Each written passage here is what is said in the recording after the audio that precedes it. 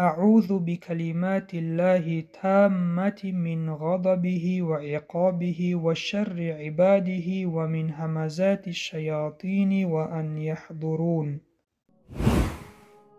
به نام خداوند بخشنده و مهربان. الحمدلله و الصلاة و السلام علی نبینا محمد مصطفی و علی آله و اصحابه اجمعین.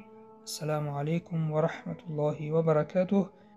دوستان عزیز، موضوع دعاها را دوام میدهیم و دعای امروزه را میخوانیم. دعای امروزه: دعا هنگام خواب وحشت و ترس دیدن.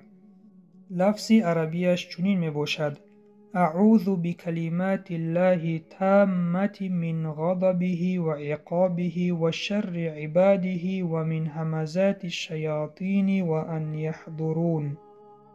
ترجمه این دعا: پناه میبرم به کلمات کامل خدا از خشمش و عذابش و شر بندگانش و از وسوسه های شیطان و از این که شیاطین نزد من آیند. این حدیث در کتاب موطأ امام مالک آمده است که خالد ابن ولید خداوند از او راضی باد به پیامبر صلی الله علیه و سلم میگوید که من در خوابم خوابهای وحشت میبینم. بعد از آن پیامبر صلی الله علیه و سلم به او گفتند که این دعا را بخوان.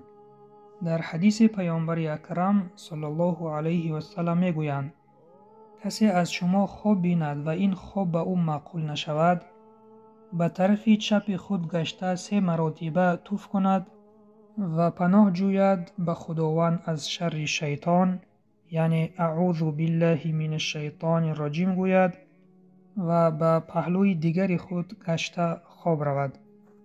و در حدیث دیگر پیامبر صلی الله علیه و سلم میگویند: کسی که خواب نغز بیند این از جانب الله است و کسی که خواب بدبو بیند این از شیطان است. و شخصی خواب دیده پناه برد به سوی خداوند و این خواب را به هیچ کس نگوید تا این خواب بر او ضرر نیارد. خلاصه برادران و خواهران ایمانی هم، اگر خوابی بد دیده بیدار شوید، این خواب را به هیچ کس نگویید. به طرف چپ خود 3 مرتبه توف کرده این دعا را بخوانید و از شر شیطان به جانب خداوند پناه برید. و این چنین می توانید آیت الکرسی را خوانید، سوره های اخلاص، فلق و ناس را خوانده در خود دمیده با پهلوی دیگر گشته خواب کنید. این بود پایان موضوع امروزه. سبحانك اللهم و بحمدک، نشهد ان لا اله الا انت، نستغفرک و نتوب الیک.